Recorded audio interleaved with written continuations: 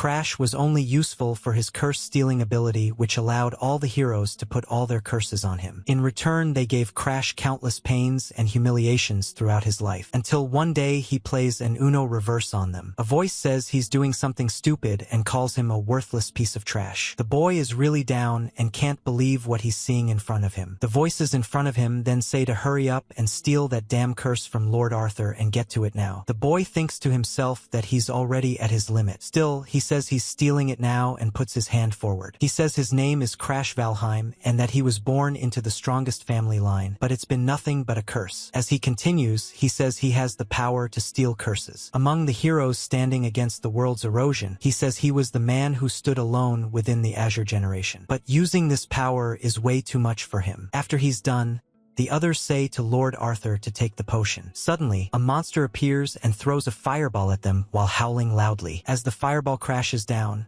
someone says they're really gonna fight the Blue Death Knight with only this many people and that it's impossible. Sigrun, Abella, and Mary are there. Then a voice says for everyone to come over. They all gather together and start calling out Lord Arthur's name. Another guy simply says Arthur. Crash is also there. He says Arthur is a bastard and asks what the hell he's doing. Arthur says he's ending this right here and now, that the hope of this world has been severed and only ruin remains. Crash says Arthur is really giving up after everything they did to bring him this far. He asks if Arthur has any idea how many people lost their lives for this and says it's because Arthur was too busy fooling around with those ladies. He asks if Arthur has finally lost his mind. Suddenly, a lady tells Crash to shut his mouth and says Arthur has done his absolute best. She is Sigrun Iphania, the third princess of the Iphania Empire and a member of the Azure generation. She says Crash is just a piece of trash who can't do anything but steal and tells him not to dare talk back to Arthur. Crash can't believe how stupid these people are. He says that's rich coming from her. Then he points at them and says they're talking like this to the person who saved their lives. He tells them they wouldn't have even made it this far if it weren't for his skill. If they've forgotten, he says he'll jog their memory and tells them to start with Abella. Abella keeps crying and calling out for Lord Arthur, asking if he's all right. She is Abella,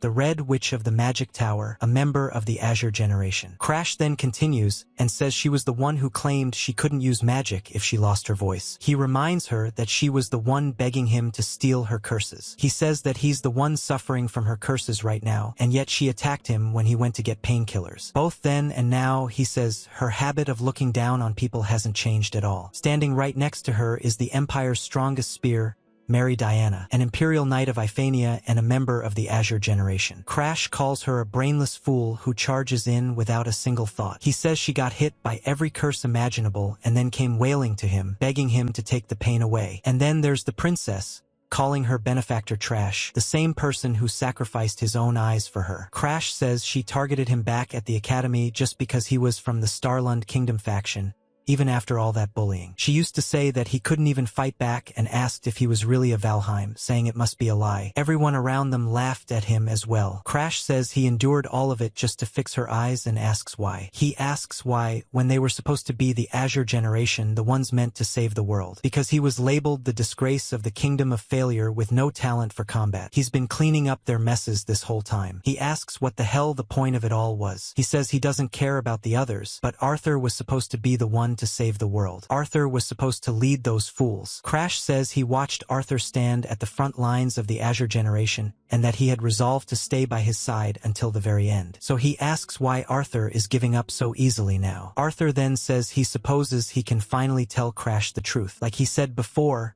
this world is finished, so he's going to redo everything from the beginning. Crash can't believe what he's hearing. He asks what Arthur means by redo it. Arthur says that's right, and that this isn't the first time he's witnessed the end of the world, because his skill is regression. He says this with a smirk, which shocks Crash deeply. Arthur then continues, saying that now that he's acquired the technique for memory inheritance, he can return every time with his memories intact. Crash starts thinking that if everyone can start over with their experience. Suddenly, a realization hits him as Arthur laughs and says that the chances of preventing the apocalypse in the next world will skyrocket. After laughing, Arthur says that this is the plan. Then he adds that he's going to start over from the beginning with those three. Crash, shocked and filled with disappointment, asks what about him. Arthur just laughs and points at him, saying he isn't needed repeated. That hits hard. It hits like a truck. But Crash can't do anything about it. Arthur then says it's true that Crash's Black Hood skill is useful, since he can steal even the most unbreakable curses, and that it does have its uses. But he asks what the point is of regressing with someone whose body and mind are already in tatters. Honestly, Arthur says, what use would he be? It's much more efficient to just pick up a fresh, clean version of him in the next world. Another shocking realization hits Crash. He starts crying as he thinks that he's just a consumable to Arthur, and that this bastard intended to treat him as disposable from the very start. Arthur then says not to worry and that he'll make good use of him in the next world, and the one after that too. He says they'll meet again. Crash stutters and tells him to wait. Deep down, he thinks he always knew. As he puts his hand forward and watches Arthur and the others leave, he realizes he can't do anything. He thinks that when the Azure generation ignored him and Arthur just stood there watching, he already knew Arthur never truly saw him as a comrade. He shouts for Arthur to take him along, calling him a stupid idiot. However, Arthur only laughs and keeps moving forward. Crash then thinks that his consciousness is fading from the accumulated curses. His life is going to end before this world even finishes crumbling. He refuses to let it end like this. He then realizes that what Black Hood can steal isn't just curses, it works on skills too. Over and over in his mind, he vows that he will become the strongest, that he will become the most important person. He will cast aside all pride. He will slay dragons single-handedly. He will win through intellect alone. He will defeat the four heavens. He will annihilate entire cities. He will make them realize that he can use their own skills better than they ever could. He thinks that he's never tried it on Arthur because his skill isn't a simple curse, but this time,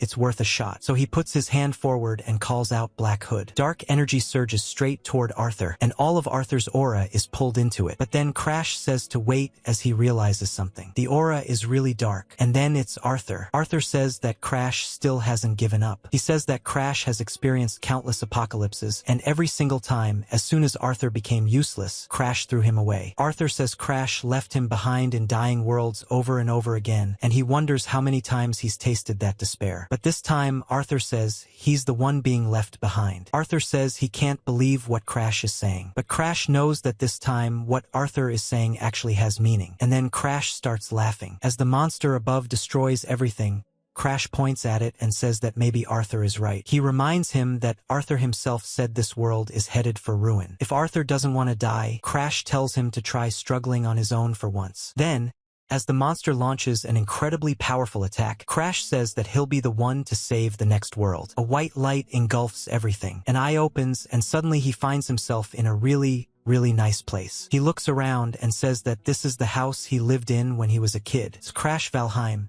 now 13 years old. Regression complete. He says he's a kid again. He can't believe it. Seems that, so far, everything is going exactly as expected. World erosion is a phenomenon where the world is quite literally eroded by another dimension. When world erosion occurs, environmental changes follow, but worse than that, erosion species begin invading from the other world. Among them, the ones that can mimic human form are called world invaders. Whenever anyone sees an invader, they immediately start running. They rush to report it to the knights, but those who stand against world erosion act differently. They immediately come forward to help and fight with all their might, starting combat on the spot. They are called the Azure generation, and Crash, with a body capable only of sealing curses, says that he joined the Azure generation. Treated as nothing more than a vessel for curses and ultimately betrayed by his comrades, Crash Valheim says it was truly a miserable life. But now he has awakened as a kid. Inside his room, he recognizes it immediately. He thinks that just a moment ago it was the dead of winter, but now it's hot enough to sweat. It's summer. If he's in Green Pine Manor, the place where he stayed as a child, then that last gamble, using Black Hood on Arthur, means he successfully stole the regression skill. He starts laughing. Then he thinks about how he was even able to steal it. People tend to believe Black Hood is a skill that can be used freely without restriction, but it actually has a very distinct flaw. Black Hood can steal a target's possession only if the user unlocks the padlock generated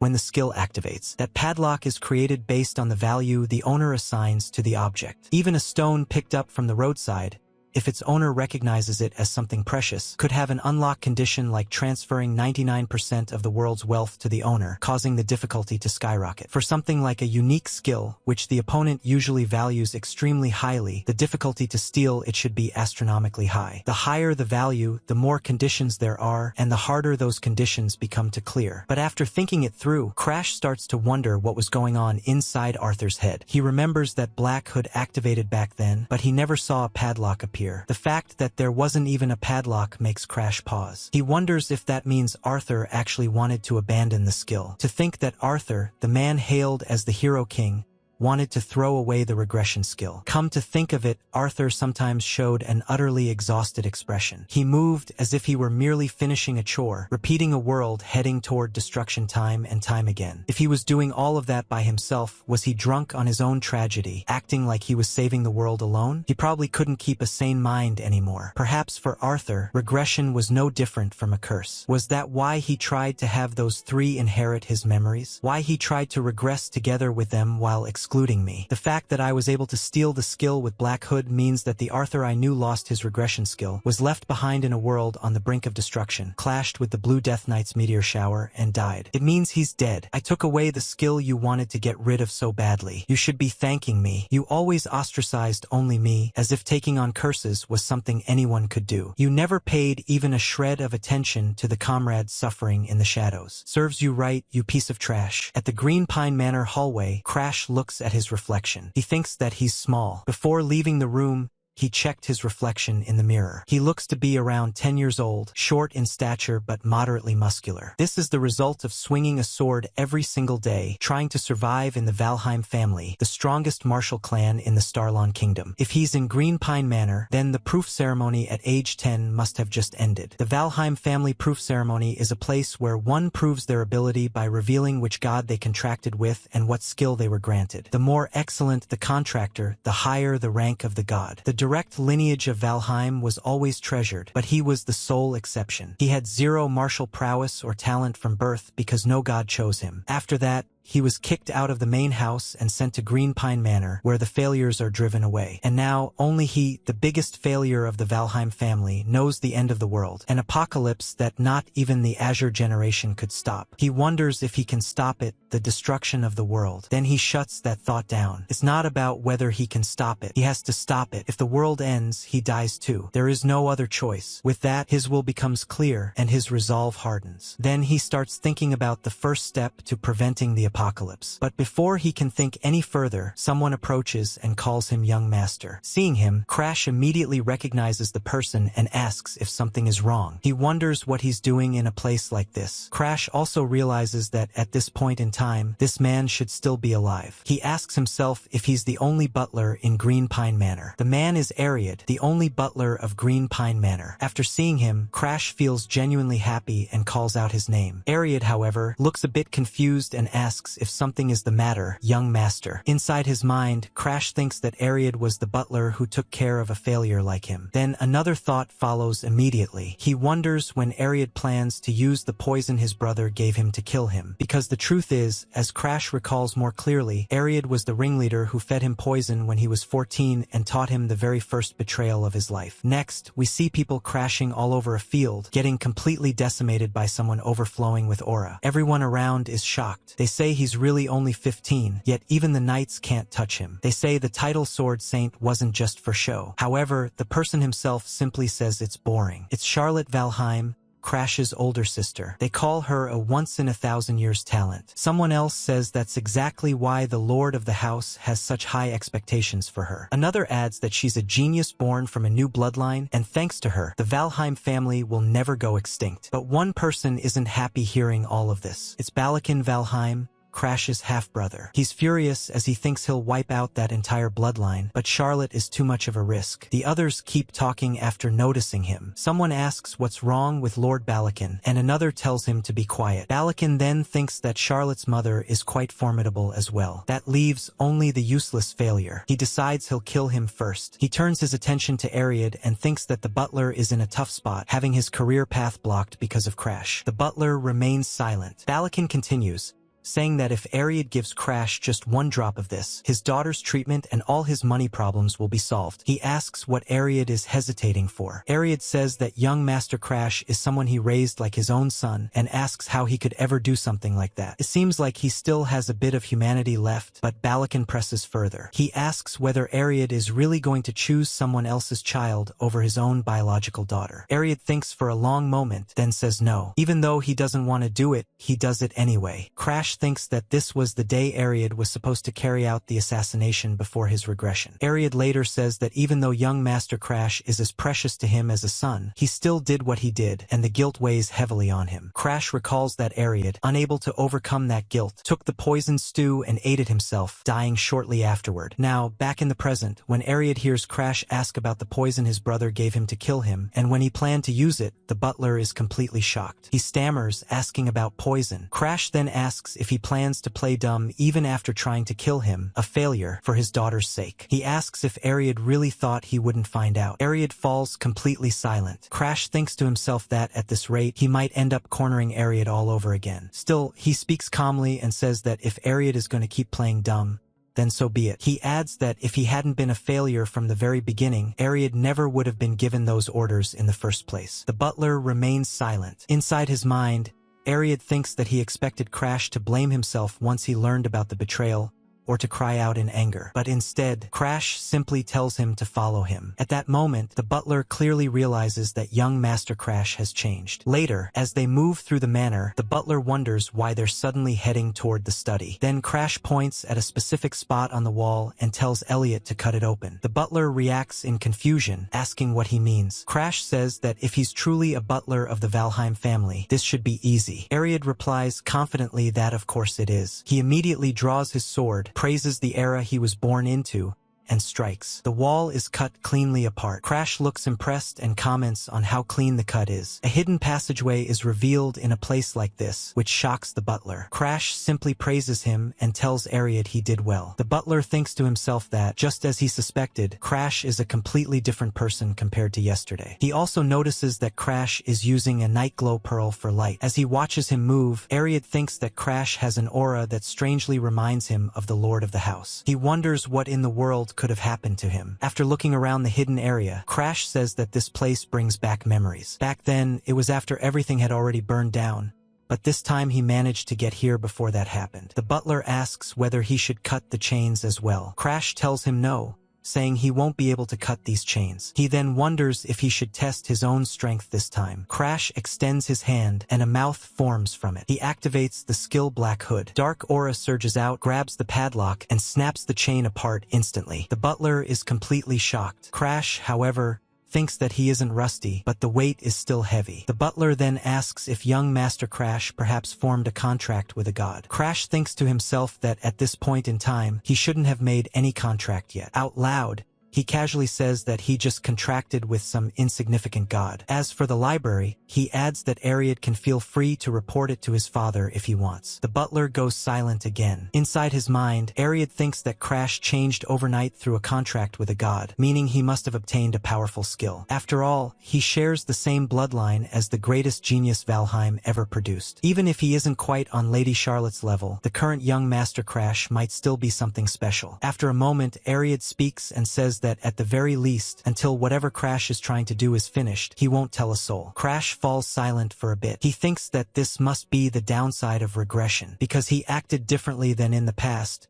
Changes are now occurring in Ariad as well. But the Ariad who betrayed him still lives on inside his memories. He wonders if Arthur suffered from this same discrepancy, and if that's why Arthur forced the regression skill onto him. Crash then thinks that if he cures Ariad's daughter's illness, Ariad should swear loyalty to him. He decides he should increase the number of pawns he can use while he's here. Out loud, Crash simply tells him to do as he wishes. The butler is shocked once again. Crash then thinks that he'll consider a cure for Ariad's daughter later. For now, the secret library is the priority. He continues forward. The door opens, and an overwhelming amount of aura spills out from inside. Crash immediately senses danger, and a massive beam suddenly attacks them. The sight is horrifying. Crash thinks that even though he's endured countless curses from world erosion, this still makes his skin crawl. There's no doubt about it. The secret tomb is here. After scanning the area, he realizes he's found it. It's the secret library of the Blue Pine Pavilion. The ancestors who were branded as failures in the Valheim family recorded their techniques and memories here in their entirety. It isn't a skill, but a product of humanity itself, a place where they preserved their secret tombs in order to reach the pinnacle. At first, it was a place anyone could access, but it became a secret library because of just one person. That person was Damaris Valheim. He was the worst failure in the history of the Valheim family, yet also the one who was consumed by world erosion and became the strongest. The secret tomb left behind by that greatest of failures is here. As Crash steps forward and takes the book, he says that he's sorry he's late and that it belongs to him now. Damaris Valheim was the worst failure in the history of the Valheim family, and yet also the strongest person Valheim ever produced. Back when he stood at the peak of his power, some of the world's strongest warriors challenged him. But no matter how they fought, none of them could ever stop him. He continued advancing relentlessly, wielding his extreme blood immersion poison. He had incorporated world erosion into his own body and possessed a mad secret art that allowed him to wield that power. Before, half of the book had already been burned, so Crash never understood why Damaris ended up like that. Now, he finally understands. Crash thinks that maybe Damaris went insane because he couldn't control the rampage of the erosion. Come to think of it, when Crash himself was struck by the curse of world erosion, he weakened it with Black Hood and somehow endured by offsetting it with other curses. If the same principle applies to the rampage of extreme blood immersion poison, and if he steals a curse that controls the rampage to offset it, then he too can become strong like Damaris. Crash then asks if Ariad is alright. Ariad replies that he is. Crash gives a firm order, telling him that from today onward, no one is to enter the Green Pine Pavilion. Ariad immediately acknowledges the order. As he walks away, Ariad thinks that young Master Crash overlooked his past mistake. He decides that he must repay that kindness. He resolves to refuse the proposal from young Master Barakin,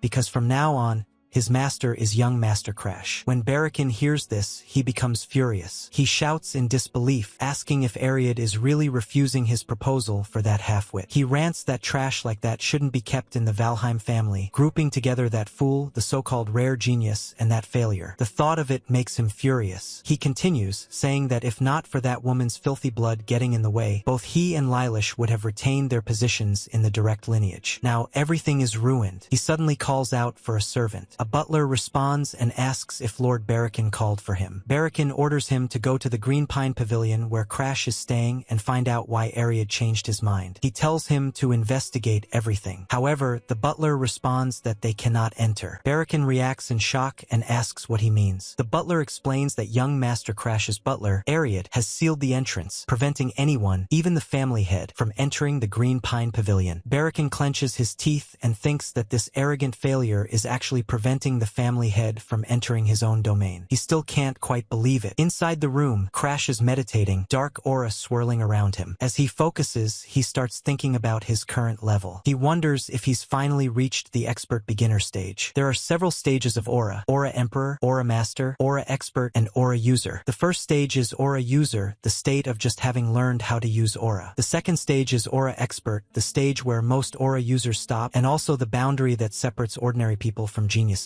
He realizes that he has only just stepped into the realm of the ordinary. Meanwhile, Charlotte, who is only 2 years older than him, is already an aura master. Her talent is truly astounding. But even Charlotte, an extraordinary monster, was completely powerless before the destruction of the world. Compared to Charlotte, he's still just an expert beginner. He wonders if he can really save the world at this pace. But he knows he won't find out unless he tries. Then a voice from behind him speaks, saying there's no use lamenting. In the first place, they couldn't even use aura before the regression because of the curse. But now, things are different. Even if he can't compare to Charlotte, he can still grow if he relies on the secret arts left behind by failures like them. That thought fills him with confidence. He feels like he really can become stronger. With that belief, he continues his growth. For now, this is enough. At that moment, the butler congratulates young Master Crash on reaching the expert beginner stage. Crash brushes it off, saying it's nothing much, and then asks why the butler was waiting in a place like this. The butler explains that Crash's fiancée has arrived at the Green Pine Pavilion. It's Lady Bianca Hardenhearts. The name immediately clicks in Crash's mind. He thinks of Bianca of the White Demon, the ringleader who later became a pawn of the World Eaters and tried to destroy the world, and the being who defeated one of the 10 heavenly strongest, earning the nickname White Demon. But right now, she's just the youngest daughter of the Hardenhearts family. He realizes it's a political marriage. The Hardenhearts family are the rulers of the North. The Valheim family gets to dispose of a useless failure while gaining a connection with the strongest martial family. Both of them are being used for their family family's convenience. Still, Crash knows he actually has business with Bianca. He didn't expect her to come all this way to see him. Bianca Hardenhearts, the youngest daughter of the Hardenhearts family, rulers of the North, because her mother was afflicted by the curse of world erosion before Bianca was born. Bianca has been under the curse of the snow doll, devoid of emotion since birth. The curse reached all the way to her soul, meaning it couldn't be broken by a dispeller, and with her corrupted body, she couldn't form a contract with a god. Treated as a cursed child born in exchange for her mother's life, Bianca was met with nothing but coldness within the Hardenhearts family. Crash thinks back and wonders if Bianca hated him, but as long as it doesn't interfere with stealing Bianca's curse,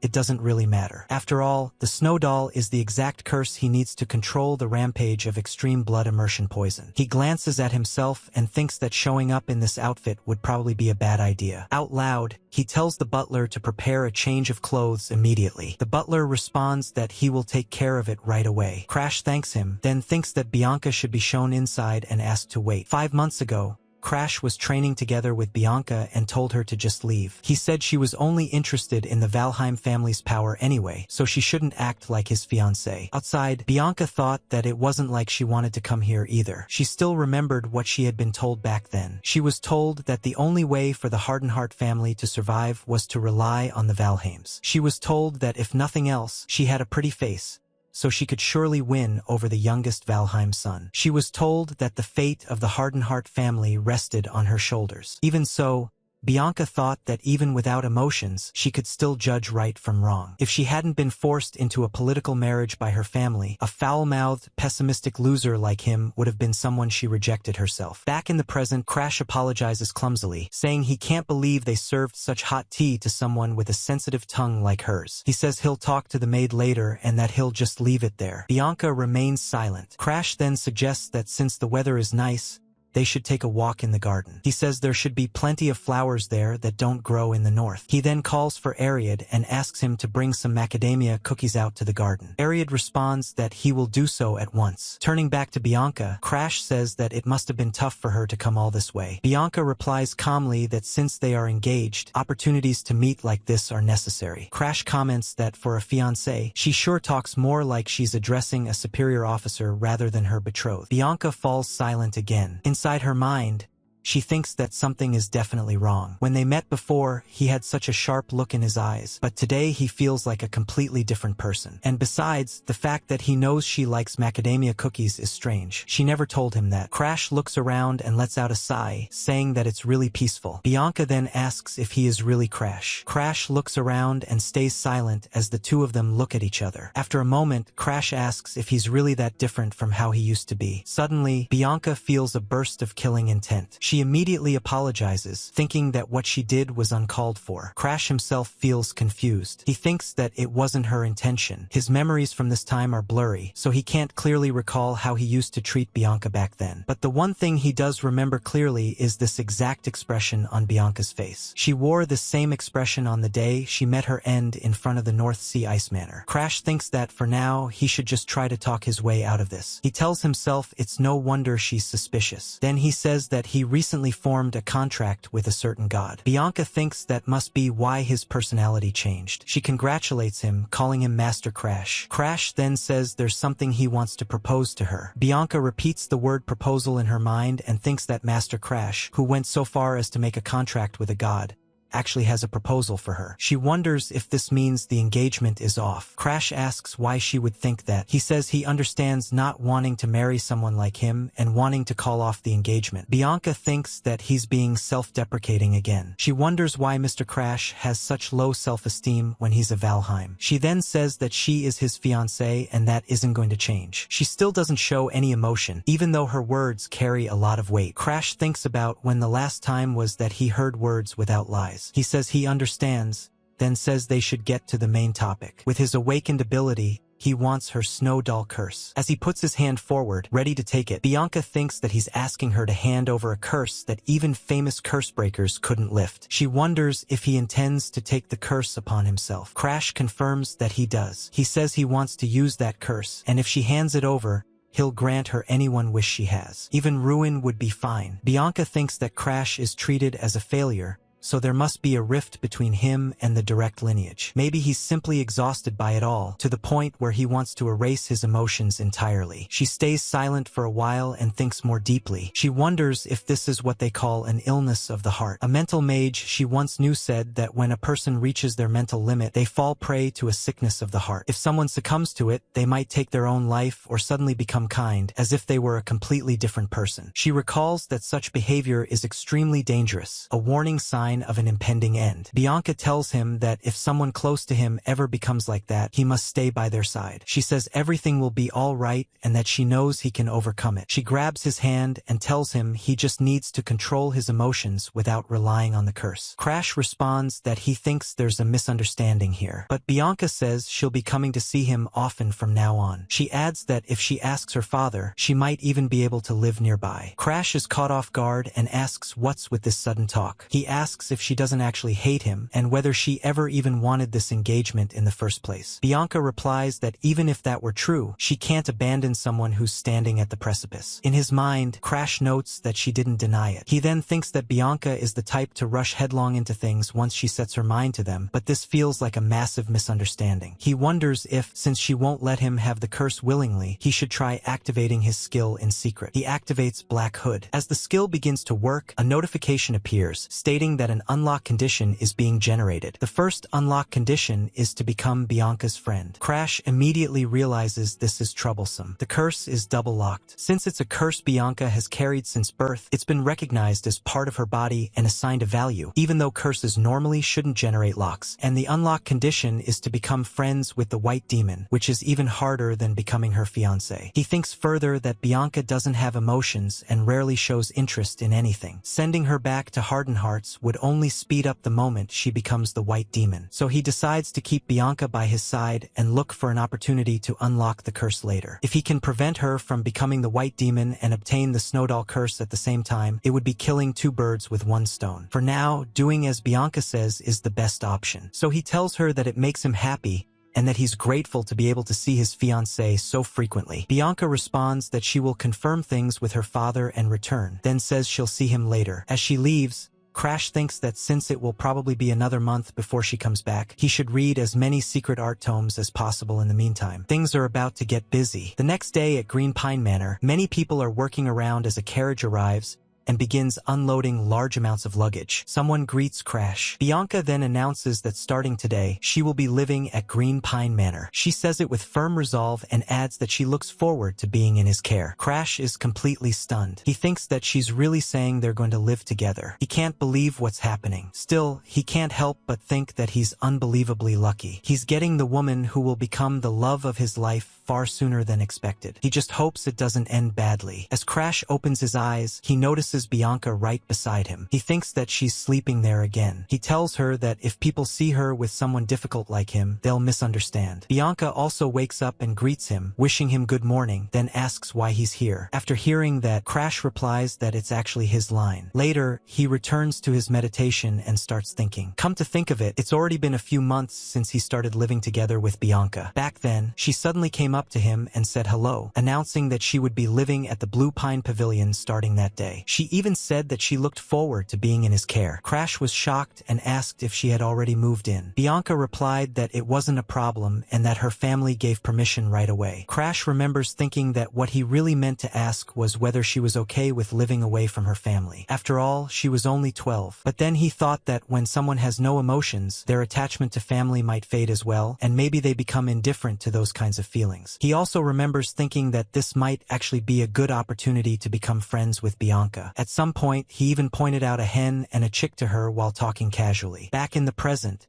as he continues meditating, his thoughts move on. That all happened in the summer, and now it's already winter. This year is almost over, which means the opening of Rahan Academy is getting close. Rahan Academy is an institution established by the four great kingdoms and the empire working together to train people capable of opposing world erosion. Anyone between the ages of 15 and 20 can attend. Before his regression, that academy produced countless members of the Azure Sky generation, many of whom possessed cheat-level skills. Crash thinks that because of those bastards, and because he knows their weaknesses better than anyone, he'll be able to steal their skills easily. Once he enters the academy, he plans to steal every last one of them. He realizes that he'll be turning 14 next year, which means he still has a year before enrollment. He needs to become as strong as possible before then, but he's already starting to hit the limits of his talent. With only the secret tome, the beginner level of his expert entry stage is his current limit. To overcome that wall, he has no choice but to steal Bianca's snow doll curse as soon as possible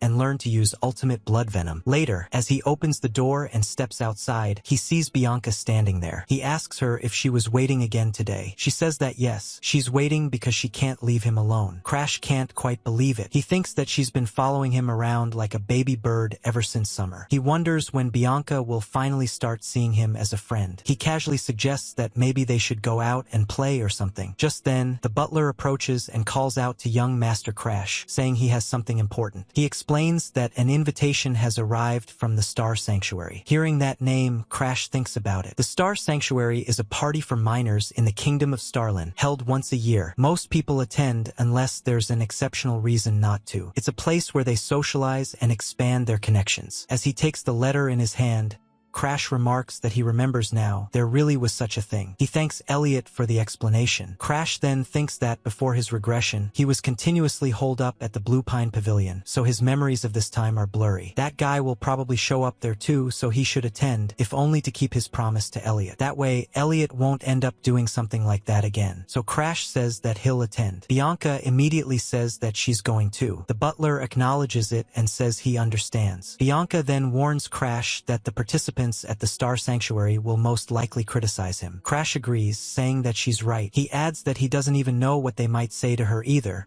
so maybe it would be better if she didn't go. But Bianca refuses. She says she's going with him because it's a fiancé's duty to protect her partner. Crash responds that he's not asking her as his fiancé. He says he's asking for her honest feelings. Crash notices that sympathetic expression on her face again. For the past few months, Crash has been unnaturally kind to Bianca. He asks her what she wants for breakfast, suggests they go to the study to pick out the next book together, and treats her gently in small, everyday ways. Eventually, Bianca falls asleep beside him. She tells him that she's not going anywhere, so he can sleep a little longer. To Bianca, that warmth feels unfamiliar. She thinks that she's never been treated this kindly, not even in the Hardenhearts household. It reaches the point where she can barely remember how terrible her first impression of him was. Because of his kindness, she realizes that she doesn't dislike Crash anymore. With that thought settled, she says that she'll go with him, not as his fiancé, but of her own will. That surprises Crash. He smiles and says that he understands. Later,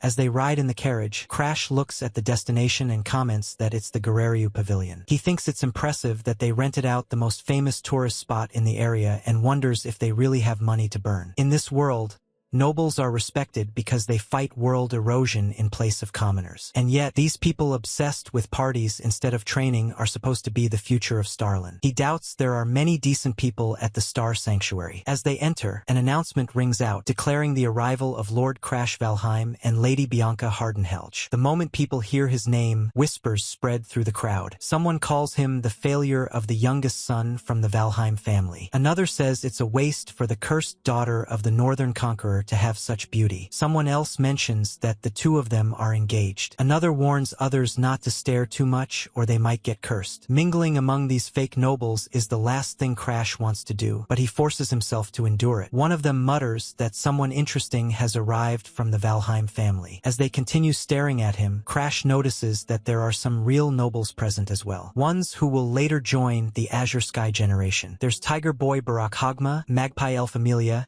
and Wild Bow NX Glazer, the three who will eventually be known as the three heroes of Starland. Crash realizes that the reason those three are paying attention to him is probably because of Charlotte. He remembers Charlotte bragging back then, saying that everyone kept talking to her just because she wore a dress like that, yet not a single one of them could defeat her. She had said the Star Sanctuary might as well be called a trash heap, and that it was so boring she wouldn't come again next time. That's exactly why Crash has to come now. Judging by the atmosphere, Charlotte has probably already gone on a rampage. Suddenly, Bianca quietly tells Crash not to pay any attention to the voices around them. Crash, however, is only thinking about what Charlotte said back then. Bianca herself is being bad-mouthed as well, yet she doesn't seem to care. Instead, she's worrying about him at a time like this. He reassures her that she doesn't need to worry, saying that he doesn't care. Inside his mind, he wonders when that guy is going to show up. He hopes he's not skipping the event. Crash scans the crowd, looking over all the guests, trying to find him. Then another announcement rings out, declaring the arrival of Lord Darling Denvalion. Crash immediately recognizes the name. This is the person he was waiting for, the eccentric among eccentrics. Darling Denvalion, the tension-seeking lord of the alchemic castle, steps forward and greets everyone as he arrives. A voice comments that the boy's entire body is covered in curses and asks what could have happened to make it this bad. The man steps closer, muttering to himself as he examines him. He talks about frozen-type curses and starts combining ideas,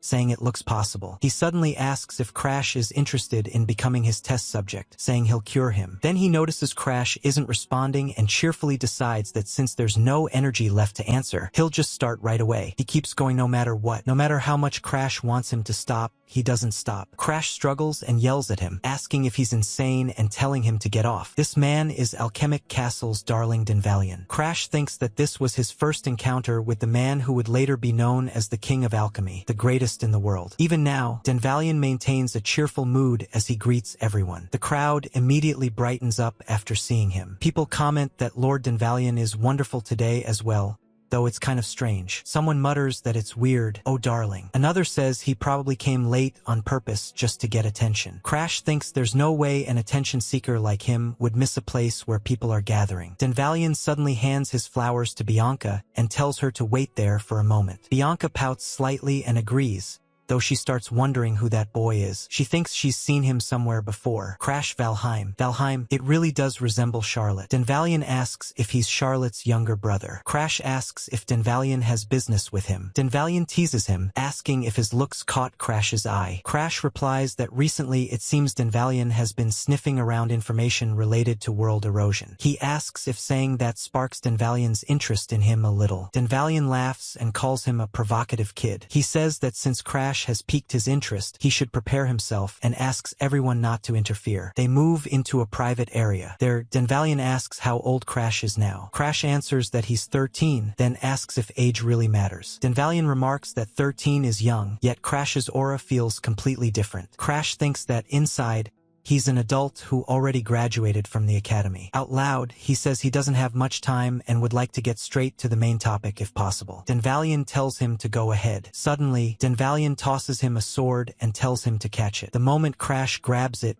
he notices attacks coming at him. A fight breaks out immediately. Crash demands to know what Denvalion is doing all of a sudden. Darling says that he met Charlotte's younger brother and just wanted to see Crash's skills for himself. Crash thinks that this guy is seriously troublesome. As they continue fighting, Darling casually mentions that didn't Crash say he had something to discuss, adding that he's listening and telling him to go ahead. Crash responds that it's about that, all while continuing to block, dodge, and fight back. As Crash starts performing better and better, Darling is genuinely surprised. He asks if Crash wasn't supposed to be a failure with no skills at all. Crash replies that despite how it looks, he trains every single day. Inside his mind, Crash thinks that this is tricky. Using secret techniques against a scholar like this isn't ideal. Maybe he should shake him up a bit instead. So he brings up research on neutralizing curses and says he could help with that. This completely catches Darling off guard. He asks what Crash could possibly know about alchemy to say he'll cooperate with him. At that moment, Crash moves his feet swiftly. As Darling is about to react, Crash suddenly takes the upper hand. Crash then brings up the research to neutralize the curse of the World Eaters, something that even Dispellers haven't been able to break, no matter what other curses they tried to use. He says that to become a first-class alchemist, Darling has to prove that research, right? Darling finally calms down. He's clearly seen enough of Crash's skills by now. Crash continues, saying he'll help with that research using his ability to steal curses. Darling can hardly believe it. He thinks about aura and wonders how someone who was supposed to be a failure with no skills could be like this. Still, he admits that if what Crash says is true, it's the perfect opportunity to prove both the supply and demand principle and curse neutralization at the same time. Darling then asks what he should do in return. He jokingly suggests becoming Crash's special friend. Crash immediately shuts that down, saying that Darling's cheeriness is going too far. He explains that he plans to acquire several curses in the future and wants Darling to make medicine to reduce their effects. Darling responds that mixing medicine is his specialty. Crash thinks that stealing skills alone isn't enough. Even the Azure generation, who wielded extraordinary abilities, couldn't prevent the world's destruction. A failure like him has to use every possible method, medicine, tools, anything available. Darling remarks that he heard Crash lost his motivation from constantly being compared to Charlotte, but it doesn't seem like that's the case at all. He comments that an overwhelming genius and a twisted person. Both siblings are insane in their own way. Then Darling asks if he can ask just one thing. Crash tells him to go ahead. Darling then asks if Crash is planning to attend the soon-to-be-established Rahan Academy. Crash answers that it's obvious. As he points at Darling, Darling immediately gets excited and says that there will be tons of skills to steal at the academy. Darling then says that if that's the case, it's perfect. He says he'll do anything, mixing medicine or whatever, as long as it involves curses, and that he welcomes it. He even adds that the spot next to him is open. Crash thinks to himself that this guy really hasn't changed, neither then nor now. Darling suddenly adds that aside from that, there's one more thing he wants to ask. Crash tells him to go on. Darling brings up scleration disease, the incurable disease. He explains that it's the disease where the skin turns blue-black and eventually leads to death. He asks Crash to make medicine for that disease. Hearing this, Darling himself can't believe what he's asking and says that Crash must not understand the meaning of the word incurable. Even for him, that should be impossible. Crash calmly responds that even so, Darling will complete it, although that's a story for much later. Crash thinks this to himself, then sighs, puts his hand forward, and tells Darling that he can do it. Darling says that hearing that really pricks at his pride, but he still bumps fists with Crash. Crash tells him that once the medicine is complete, he should contact the Green Pine Pavilion. Darling responds casually that he'll deliver it himself in person. Crash then adds that something has been bugging him for a while. He asks if Darling likes his sister. Immediately, Darling gets overly excited and screams, declaring that he loves Charlotte very much. Crash asks why.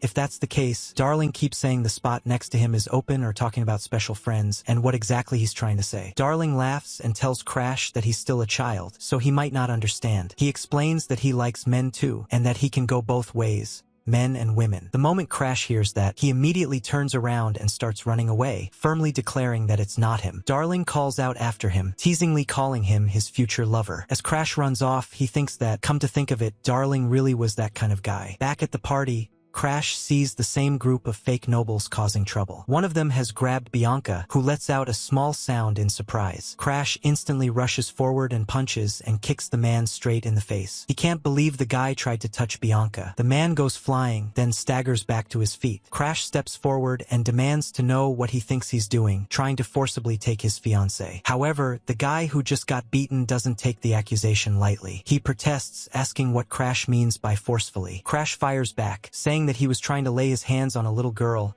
and asks if that's really the kind of person he is, calling him a piece of trash. The man panics and denies it, insisting that he was only following Princess Claudia's orders. Hearing that, Crash looks around and thinks about it. The second princess's orders. Claudia's retainer. The man hurriedly explains that it's true. The second princess ordered him to bring Lady Bianca to her. He says Bianca was brought here by force, but claims he didn't want to drag her like that. Still, it was a royal command, so he says he had no choice. Crash starts thinking. Bianca is the youngest daughter of the Hardenhearts family, the rulers of the north, but because of her curse, her reputation among the nobles is extremely low. Why would a princess who's always been a loyal subject go out of her way to summon her? Something doesn't feel right. He keeps thinking hard, then suddenly notices someone. Annex. Crash remembers that his sister used to follow her around obsessively. After Annex was defeated at the Holy Land of Stars, even though she hated Charlotte, she couldn't let go of her admiration. In the end, that obsession twisted her. Since she couldn't beat Charlotte with her own power, she set her sights on Crash instead, her younger brother, and even now, the moment Crash and Bianca entered, Annex had been watching them. Crash lets out a short sound and asks if they're really dragging Bianca into this too. The man starts getting visibly scared. Crash then says fine, he'll go. That completely catches the man off guard. But Crash adds that instead of seeing the second princess, he's going to see Annex. The man is confused and asks why Lady Annex. Crash replies that even if he serves the princess, he doesn't know who actually ordered him to do this. He asks if this has something to do with Annex, and remarks thinks that the man has picked up some bad habits. Then Crash turns to Bianca and tells her they're leaving. Bianca immediately agrees. They start walking together, holding hands. As they move, Crash keeps wondering why Bianca refused to go earlier. He thinks that he can guess the mastermind because he's lived through this once already. But Bianca is only 12. She shouldn't have been able to grasp the situation yet. So why did she ignore a princess's order? He finally asks her why she disobeyed the princess. Bianca answers simply that she did it because Crash told her to wait. Hearing that, Crash can't help but feel even more affection for her. He tells her she did a good job. The two of them continue walking ahead. Later, someone greets them, saying that Crash actually came after all. Crash finally comes face to face with Annex. Another person explains that Annex had no choice but to let Crash in once he arrived. Crash looks at the man standing there and thinks, Blackwood, the tiger boy. He wonders why he always felt this guy was such a skilled dual swordsman. He also wonders where things went wrong back then. Still, he's glad Annex gave the order to let him in. Then Annex speaks. She says she was curious about him as well and suggests they have a match. Crash thinks that it really did end up like this after all. He points out that fighting is forbidden in the Holy Land of Stars. But the tiger boy responds that Crash fought Charlotte before, so it should be fine this time too. He adds that Crash is weaker than Charlotte anyway. Crash thinks about it. He remembers hearing that this guy lasted longer against Charlotte than Everix did, even though both were experts. Everix's level was slightly higher, but his battle sense was so unpredictable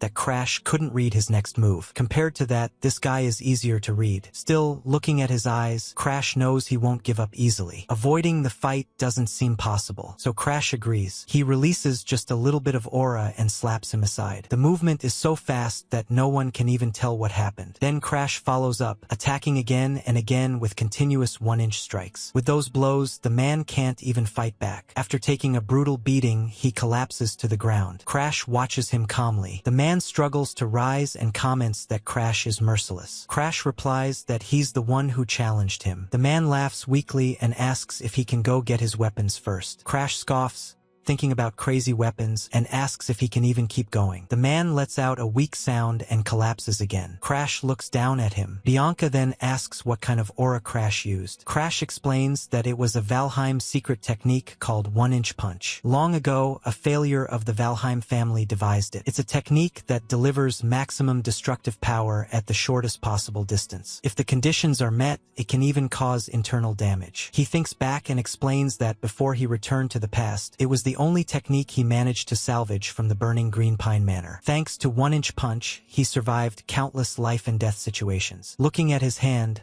Crash says that he used his best technique. The opponent won't be getting up for a while. He then tells Bianca that they should head inside. Bianca agrees quietly, and the two of them move forward together. Up ahead, they encounter more people. One of them mocks the situation, saying it's hilarious that Crash actually defeated Blackwood. Crash responds calmly, saying that they used the second princess just to lure him out here and that this person was standing there for that exact reason. He adds that since they wanted him here, he showed up. The man asks how Crash realized it. He says it's strange because Crash is different from what he's heard and wonders if the rumors were fake. Crash replies that this very person was the one who spread the rumor that he was a failure. He then adds that if this guy loses to him today, those rumors are going to change from now on, even if just a little. As he says that, Crash thanks Annex Kleiser in his mind. They were together from the academy all the way to the Azure Sky generation. A former friend. Because they spent such a long time together, Crash knows him well. He thinks about how Annex would always run away without a plan. How the only reason Annex stayed friends with him was because Crash was useful to him. And that usefulness was for the worst possible reason. A lot of terrifying things happened back then. He remembers standing there, surrounded by chaos, shouting that everyone had been taken out and asking Annex for help. He remembers Annex panicking, thinking that if people found out falling into the trap was his fault, he would lose his place in the Azure Sky generation. Annex thought that if he survived alone, no one would ever know the truth. Crash remembers shouting that it wouldn't be that easy. The internal power struggles were already fierce, and Annex would definitely be kicked out anyway using this incident as an excuse. But Annex didn't care. He thought it was fine. He decided he would blame everything on Crash. Since Crash was already hated by everyone,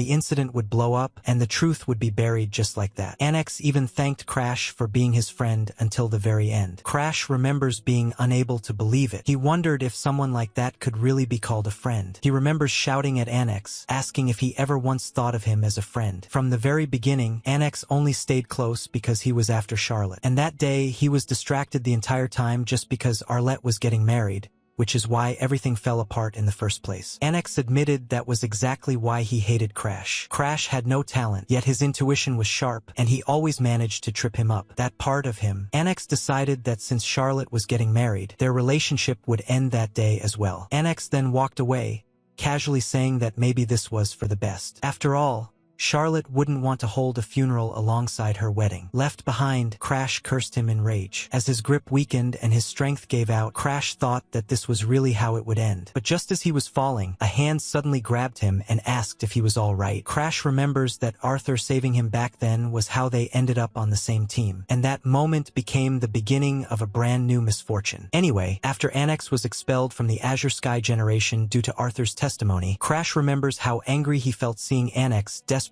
try to marry into royalty. And now, here they are again. Annex comments that Crash's face and the way he speaks really resemble Charlotte. The moment Crash hears that, he thinks that this guy truly hasn't changed at all. Crash warns him not to say his sister's name so casually. He repeats that Annex just said he and Charlotte are alike. Then he prepares his skill. Inside his mind, he thinks that he really is just like his sister, the type who never backs down from a fight. Annex notices Crash clenching his fist. Just as Crash is about to land a punch to his face, a wooden trunk suddenly rises from behind and blocks the attack. Crash reacts instantly. He changes his trajectory mid-motion and attacks from above, but the tree trunk twists its growth angle again and dodges. Without hesitation, Crash switches to his leg and lands a heavy kick on Annex. But almost immediately, another branch shoots out and restrains him. Now Annex's legs are completely bound by branches. He struggles to maintain control and quickly moves himself in front of Bianca when he realizes the situation is turning dangerous. Crash thinks that, just as expected, this is a real pain. Annex mocks him, asking if that's all he's got and saying he'd be better off using a weapon. He shows off the countless branches and eerie vines surrounding him. He activates the Kleiser family's secret technique, Heaven Toppling with Style, a special art that strengthens plants with aura and allows him to manipulate them freely. By combining it with a recovery skill that causes rapid plant growth, the technique's weaknesses are compensated for. Crash spots a wooden stick behind him and comments that if Annex wants him to use a weapon, then fine. He picks up the stick and says he'll fight using Annex's own wood. Annex sneers and tells him to try defending with that branch, then sends all the creepy vines charging straight at Crash. With only a single stick in hand, Crash looks completely outmatched. Still, he manages to dodge every strike and even bats away several vines mid-attack. This shocks Annex. In his mind, Annex wonders how Crash dodged that. It would make sense if he were a genius like Charlotte, but for a failure like him, did he awaken something like a mind's eye? Crash thinks that, to Annex, he's no different from a natural enemy. After all,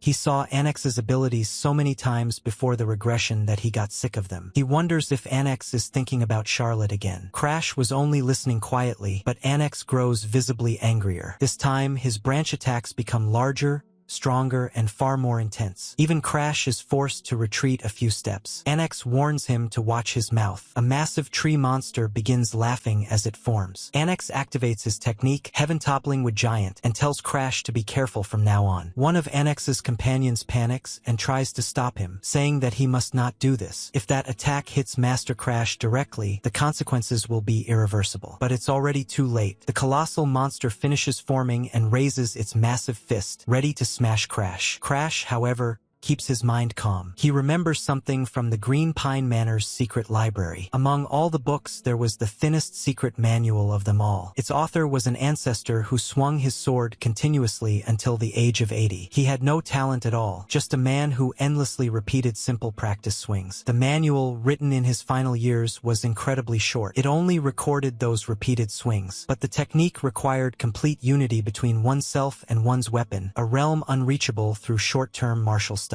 Crash thinks that because he had been forced into countless life-or-death situations due to his curse, he was able to comprehend that ancestor's secret technique. The sword becomes me. I become the sword. With that state of unity, Crash swings once. With a single slash, the massive wood giant is cut apart cleanly. It's a simple truth. Sometimes That's all that's needed to defeat even a colossal monster. The sight shocks everyone watching. As the dust settles, Crash speaks calmly. He tells Annex not to ever get cocky again. He drops the wooden stick to the ground like a mic drop and asks if he understands. Annex collapses to the ground, but Crash immediately feels the backlash from the power he just used. Inside his mind, he curses. He thinks that he planned to hold back just enough to make it easy to steal the skill, but because he put everything into that one strike, he can't move a muscle. He realizes he can't even get a single word out. Bianca rushes to him and says she'll help. She makes a quick, sudden movement which causes intense dizziness for Crash. Someone behind them panics, shouting that at this rate Crash is going to die and telling everyone to leave it to him. Crash, barely conscious, tells him to do so. More people arrive,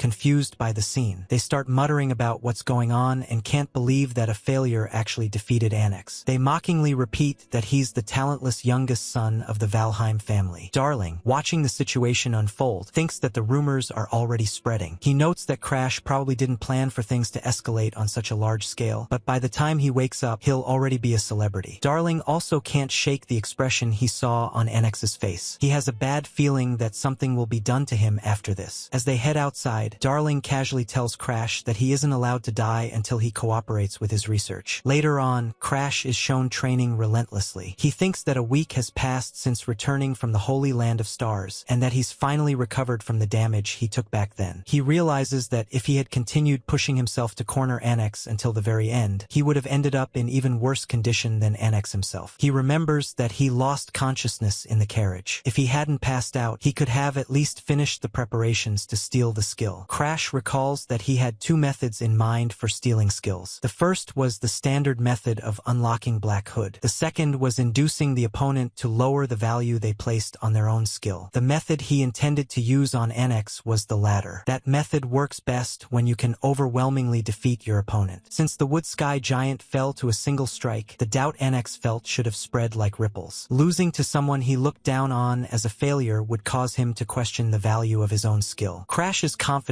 that even if it takes time, Annex's recovery skill will eventually become his. That's why, for the remaining year before entering the academy, he plans to train every single day to surpass the so-called geniuses. But then, the butler appears and announces that Master Belloken has arrived at the Blue Pine Pavilion. Crash sighs inwardly and thinks that it looks like Brother Belloken's patience has finally run out. The butler adds that he has already refused Belloken's messages 22 times and can't push it any further. Crash tells him to let Belloken in. The butler acknowledges the order and leaves. Bianca then hands Crash some water and tells him to drink. Crash thanks her and takes a sip, then looks at her and asks what's wrong. Bianca tells him that he smells like sweat. Crash reacts in surprise and wonders if it's because waste products are expelled when using aura. He jokes that maybe his nose is numb because he's used to the stench of world erosion. Bianca tells him that he should take a shower before meeting Master Belloken. Crash dismisses it, saying he'll probably just end up moving around again anyway. Bianca immediately tells him not to come near her then. That catches Crash off guard. He jokes that he's getting orders from his own fiancée and says that Bianca has really grown up. Bianca quickly runs away. Crash watches her go and wonders if he can escape the leakage. Inside his mind,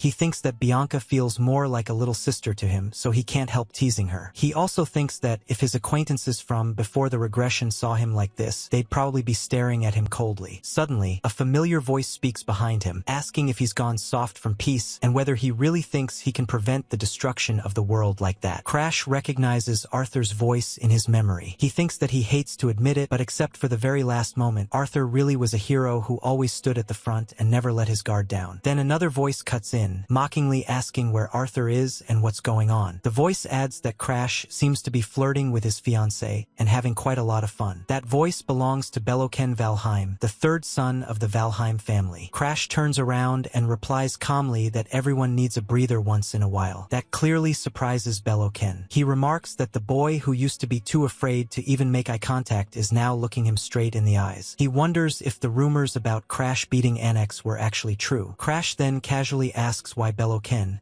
who must be very busy, had time to come all the way to the Blue Pine Pavilion. Beloken repeats the word busy. Crash continues, saying that he heard Rahan Academy decides admissions purely through exams, regardless of status. He adds that Beloken should be preparing as well. Beloken can't believe what he's hearing. Inside his mind, he scoffs and wonders if this guy is actually provoking him. He thinks about how even the strongest empire in the world fears the Valheim family and has never dared to strike the Starion kingdom. The Valheim family stands on a completely different level from ordinary noble houses. And as for him, he's a true direct descendant of Valheim. Yet this guy is telling him to prepare for academy exams just because he beat someone like Annex. Beloken laughs inwardly and tells Crash out loud that it's a funny joke. He adds that it's only natural for a commoner to worry about whether they can even enter the academy. Crash calmly agrees, saying that he supposes so. But inside, he wonders what's with that attitude. Beloken then says that the real reason he came today is to deliver an order. Crash repeats the word order in confusion. Beloken explains that they're going to prevent the world conquest that occurred at Mount Choir Lake. Hearing that, Crash is genuinely shocked. He asks how that's possible when family missions aren't supposed to be mandatory until the age of 15. Beloken reassures him, saying not to worry. He'll be accompanying Crash as his guardian. He then mocks him slightly, asking if his younger brother, who supposedly beat Annex, is getting cold feet over something like this. Crash immediately realizes what's really going on. In his mind, he knows Beloken is just trying to check his strength and keep him under control. Even so, Crash agrees and says fine, they'll go. Inside,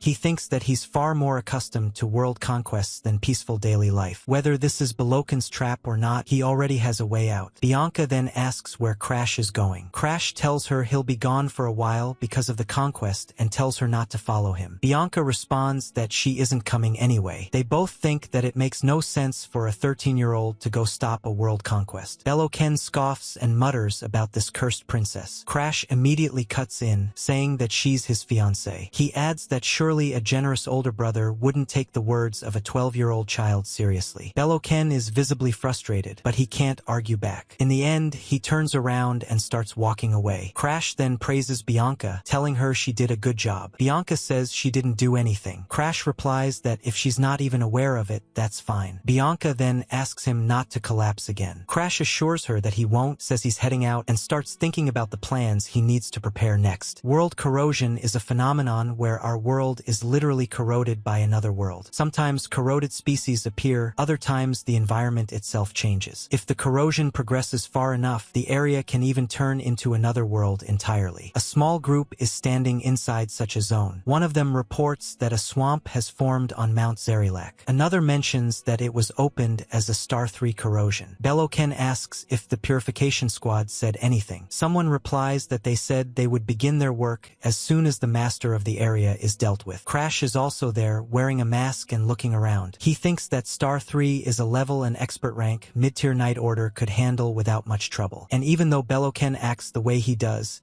he's still an expert rank, high-tier fighter. He should be able to defeat the master of the corroded zone without issue. Beloken calls out to Crash. Crash responds immediately. Beloken tells him that he brought him here to give an expert rank, low-tier some experience. Crash reacts cheerfully and agrees, but in his mind, he scoffs. Experience? He wonders who Beloken thinks he's talking to. The only reason he followed Beloken, who's clearly trying to pressure him, is to test a temporary solution for controlling his rampage. As they fight the corroded monsters, one of the knights shouts in excitement. Another curses, saying that at this rate there will be no end to them. Someone else suddenly points something out. Crash observes that the corroded species they're fighting has no head, but it does have teeth. He warns them that if they get bitten, the wound will swell up, so they should make sure to envelop their entire bodies in aura. The others immediately acknowledge his instructions. One of the knights asks if Lord Crash has experienced world corrosion before. Crash replies calmly that he's only 13, so it would be strange if he'd ever had a chance to get close to a world corrosion site before. Another knight laughs and agrees that it's true. Beloken watches all of this and starts thinking, for a failure, why is Crash so composed in his first corroded zone? When Beloken himself first entered one at 15, his pride was torn to shreds. How can Crash afford to calmly give advice to seasoned knights? This is completely different from his own first experience. Beloken tells himself not to compare Crash to himself, but he can't stop thinking. He realizes that he's getting irritated, even furious, just by looking at Crash. Then another thought hits him. If, just as a hypothesis, Crash grows up to be like Charlotte and eventually surpasses him, wouldn't that make Belloken the real failure of the Valheim family? That realization hits him hard, and it's the worst feeling he's ever experienced. Belloken tells Crash that they'll be arriving at the Master's location soon. He adds that Crash is lucky, since this seems easier than his own first time. There don't appear to be any other corroded species nearby besides the Master itself. Crash replies that this is all the more reason to stay on guard. If there are no lesser corroded species, it means the Star 3 Master is powerful enough to maintain the corrosion on its own. The weight of his words settles over the knights. Belloken scoffs and tells everyone not to get spooked by something like this. He says they shouldn't be shaken by a child's words and reminds them that it's just a Star 3. He orders them to finish it quickly and head back. That finally restores some morale, and the knights respond affirmatively. Crash, however, thinks that they'll figure it out themselves soon enough. For now, he needs to focus on what he came here to do. As he looks ahead, he senses it clearly.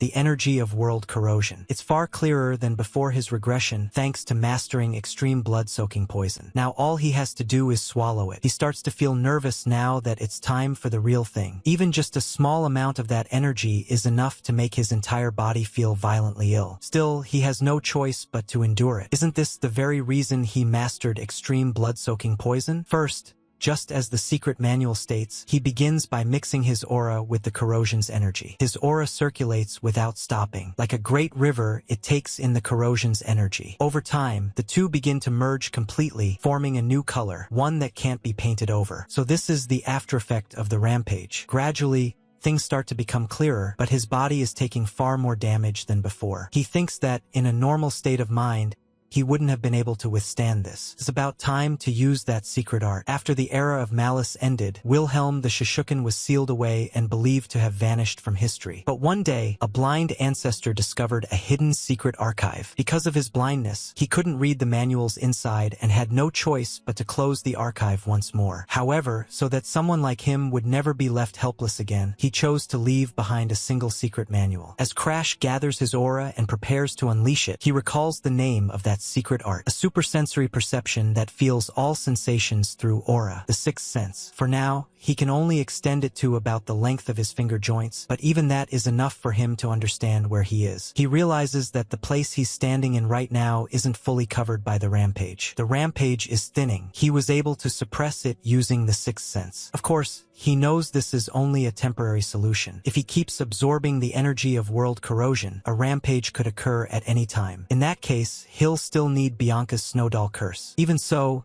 this doesn't change the fact that he managed to handle it, even if only as a stopgap. This is the first time he's been able to grow to the next level. But then, suddenly, he feels something far more immense inside the area. He freezes. No way, he thinks. When he looks back, a horrifying monster is staring straight at him. This is what he sensed earlier. Taking a closer look, he notices that the monster's eyes are closed. But then, all of a sudden, they open. The moment they do, the monster becomes even more terrifying, as if it's about to move at any second. Crash keeps his eyes fixed on it. More people arrive behind him, and someone recognizes it, realizing that it's the Master. The sight is absolutely horrifying. Countless bodies are fused into it. It's the Zinganki thousand-faced demon. At that moment, a commanding voice rings out, ordering everyone to prepare for battle. Belloken draws his sword, and the others prepare their weapons as well. As they begin unleashing their aura, Ignis flares to life, and a sense of confidence spreads among them. One of the knights praises Belloken, thinking that his Ignis is always magnificent to behold. Another adds that it's not just for show. Its destructive power is immense. After all, it's a skill that incinerates its target, no matter what it is. Crash watches Ignis quietly. He thinks that this is the very skill that burned his arm before. Memories resurface. Belloken kicking him over and over again in the past, mocking him and asking if he finally understood the difference in their power, saying he had no time to waste on trash like him. Crash thinks that, before the regression, Belloken was completely insane. He wonders what he's like now. Strangely enough, Crash feels a bit excited as he prepares himself. He hopes Belloken hasn't changed at all. Meanwhile, the monster continues rampaging. Faces are being torn away from the soldiers one after another. Someone panics, wondering if this is a face-erasing curse. Another realizes that even the senior knights are struggling against the monster's 8 arms. There's no way apprentices like them can avoid the curse. If it's come to this, running might be their only option. Then a commanding voice cuts through the chaos, ordering everyone to attack. It's Belloken. Still engulfed in flames, Belloken swings his sword, sending a torrent of fire crashing straight into the monster. The creature lets out a horrifying scream as it's engulfed in flames. The entire area is set ablaze along with it. Belloken shouts for everyone not to give up, declaring that he'll create an opening. He stands tall in the flames. Seeing him like that, the others finally feel a spark of courage. They praise him, saying it's exactly what they'd expect from Belloken, that even the Guardian can't fight back. They shout to follow him. Their morale rises sharply. Belloken allows himself a small smile. He wonders if Crash is watching this spectacle. Then another thought crosses his mind. Crash isn't anywhere to be seen. Could he already be dead? But Crash is still there, hidden from sight. Belloken notices that Crash isn't watching him, but instead staring at the thousand-faced demon. Confused, Belloken looks back at the monster himself. Despite being engulfed in such intense flames, the demon is still moving, still crying. Every single face fused into its body is crying. At that moment, even Belloken feels something is wrong. He realizes that at this rate, it's dangerous. Now he understands why Crash was focused on that thing all along. Without hesitation, Belloken jumps back. Belloken feels an overwhelming pressure and thinks that this is impossible. He realizes they have to kill the thousand-faced demon right now, before any more anomalies occur. He orders all knights to strike down the thousand-faced demon and unleashes another wave of fiery slashes. But then he realizes something is wrong. He thinks that even though he imbued his attack with aura, it had no effect at all. He urgently orders the knights to launch the next attack before the demon transforms any further. Now even Belloken understands it. Even though this monster is only star 3, it's far more troublesome than it should be. For a moment, he's speechless. Then he snaps and shouts, asking how Valheim knights could be cowed by something like this. He demands to know what the monster even is. Suddenly, a realization hits him. He thinks about the thousand-faced demon's curse and realizes that he didn't even touch it. His heart sinks. He thinks that the strange feeling he sensed earlier must mean the demon already got to him. He looks up and finds himself staring straight into the demon's massive mouth, just moments away from being devoured. Panic sets in. He thinks this is bad, that at this rate he's going to be taken down, that he's going to die. There's nothing he can do. He desperately looks around. Then, unexpectedly, the monster itself starts to feel pressure. His body begins to distort as if it can't handle something. From somewhere beyond, a voice echoes, mocking him. It says that this is happening because he's an idiot, someone surpassed by a sister 3 years younger than him. The voice sneers that after all his bluffing, he lost his entire order of knights and ran away just to save his own skin. Calls him a failure and declares that this is where he'll be taken down. Belloken can't believe it. He tries to run, but the monster is already there. He attempts one last counterattack, but the demon's punch is overwhelmingly powerful. He's sent flying into the black abyss. Rain pours down. Crash is there. Belloken opens his eyes and sees Crash standing nearby. He asks why Crash is here. Crash responds with relief, saying that his brother is awake and still alive. He explains that he was watching from afar the whole time. When he saw Belloken get swallowed by the swamp after the thousand-faced demon's attack, he immediately avoided its gaze, pulled Belloken out, and escaped the area with him. Belloken says that he understands. He claims he's fine now and that he can walk on his own. Crash points out that Belloken's body can't even use aura anymore and asks if he's sure he doesn't need to rely on him. Crash offers him his sword. Belloken, filled with frustration, refuses. He says he doesn't need help from an idiot like him. With the sword in his hand, Belloken tries to move forward again. He asks if the thousand-faced demon is still nearby and how far they are from the site. Crash answers honestly, saying he doesn't know. They've walked for quite a while, yet they still haven't reached the outside. He points out that this likely means the world encroachment is a closed space. In other words, they probably can't leave unless they defeat the thousand-faced demon. At that point, Belloken finally gives up and curses under his breath. Crash calls out to him, addressing him as brother. He then reveals that he actually has a secret killing technique, something that Sister Charlotte passed down to him. He explains that the reason he was able to hold his own against Annex at the Star Sanctuary was because of that technique. Belloken is stunned. He thinks about Charlotte's secret technique. Even someone like Charlotte must have had special feelings for a sibling born from the same mother. He wonders if that genius actually possesses emotions after all. Still in disbelief, Belloken asks if Crash really thinks they can defeat the thousand-faced demon with that secret technique. Crash answers confidently that they can. He adds that rather than avoiding the demon and eventually dying lost inside the encroachment, it's worth trying. He then says that he understands understands Beloken doesn't trust him, but he asks if Beloken at least trusts their sister's ability. Hearing that, Beloken clenches his teeth. Even though he's frustrated, scared, and terrified, he admits that Charlotte is a genius after all. He warns that if they fail, it'll be the end for both of them. Behind him, as Crash quietly prepares his aura, he lets out a small laugh. In his mind, he thinks that there's no need to worry. He absolutely will not fail. As the night continues and rain keeps pouring down, Crash senses something and says that the thousand-faced ghost is approaching. He asks Beloken if he's ready with Ignis. Beloken immediately gathers power in his hand, flames igniting as he answers that he's ready. Crash tells him that then they'll begin. Crash releases his aura as well. Beloken watches closely. As Crash's sword begins to glow, even he can't help but admire it. He thinks about the focus in Crash's eyes and the purity of the aura surrounding him. He realizes he's never seen an aura this clean before. He remembers how skeptical he was when Charlotte told him to combine Ignis's flames with her secret technique. No matter how much he practiced, he could never master that aura. And yet,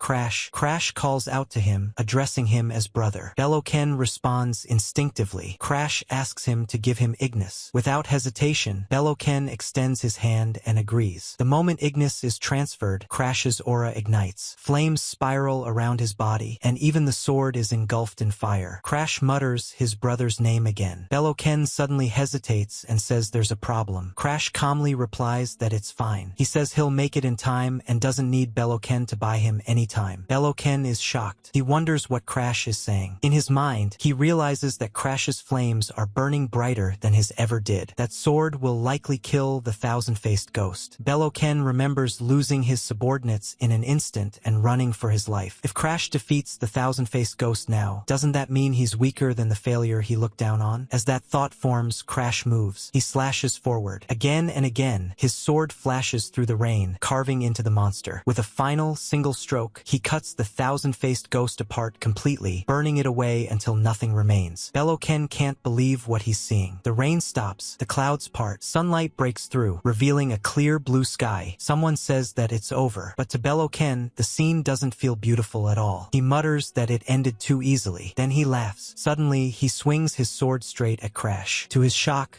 Crash blocks it effortlessly. Beloken panics and asks why he can't use Ignis. Only then does Crash speak. He says that he's grateful to Beloken for staying exactly the same. As Crash laughs softly, he explains it. Beloken's unlock conditions were simple. First, he had to willingly give a portion of Ignis to his opponent. Second, he had to recognize that the opponent handled Ignis better than he ever could. And finally, his pride had to collapse. Crash thinks back to the exact moment he swung that final strike. That was when Ignis became his. And from that moment on, Beloken could no longer use it. Crash tells Beloken that at first, he really did think it would be nice if he could get along with his brothers. But no matter how hard he tried, he still remembers how painful that forced, chest-cost struggle was for him, and how Beloken told him not to do anything unnecessary. Crash says that never came true because of Beloken's obvious hostility. He continues, saying that even so, since they're brothers, he still had a small hope that Beloken might acknowledge him this time. But fortunately or unfortunately, it seems Beloken never had that choice. With Beloken completely down, Crash asks calmly if it hurts. In his mind,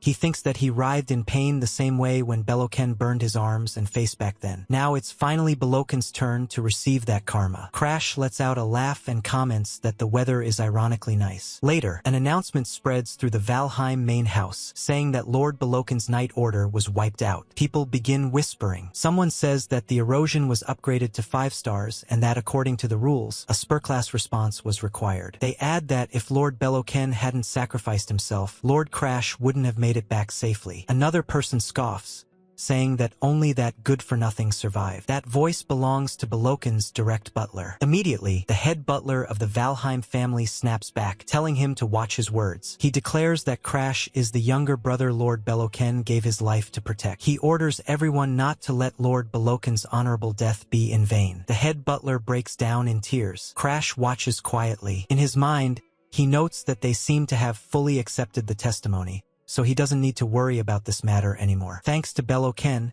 he gained many results from this expedition. He confirmed that he can control rampages caused by world corrosion to some extent using his sixth sense. He became capable of using extreme blood toxin and through Ignis even black flames. Since Ignis is a skill that can set anything on fire, he tried applying it to the power of world erosion. He never expected it to have such an effect. The firepower of the black flames exceeded his expectations. He thinks that he can use it as a trump card. The color is a bit ominous, but it should be fine. The only remaining issue at the main house is undergoing the investigation related to the abnormal phenomena in the world erosion zones. Then, a voice calls out telling him to come in. Crash thinks that they still don't know the real cause at this point. Even though the disaster is actually the work of a world eroder, the eroder's main body is submerged in an eternal dream. It can only see the real world through its minions, the undead. Since those minions have already started moving, he realizes he might run into them soon. The person in front of him speaks, saying that he's finally come and that she's been waiting for him. She introduces herself as Sapphira, a fourth-class investigator from the World Erosion Investigation Team. The moment Crash looks at her, he notices something unusual, a black star. Instead of reacting cautiously, he smiles cheerfully and says that he didn't expect to meet her so soon. Sapphira reacts with confusion and asks him to pardon her. Crash then casually addresses her as undead and says he wants to make a deal. He says he'll erase her immortality. Suddenly, Sapphira bursts into laughter. She asks him outright if he's a regressor. Then she reveals the truth. She says she was looking for someone else, something else, but never expected to catch such an irrelevant target. The immortal of the Crimson Garden, August. A man was once chained there. Hours before the regression, under Arthur's orders, there was an attempt to steal his immortality, but it ended in failure. A woman there says that with this, the immortal will be fully occupied regenerating his body, leaving him no room to command his subordinates. She adds that the reason the immortal had so many underlings was because his true body couldn't move due to a curse. Somehow,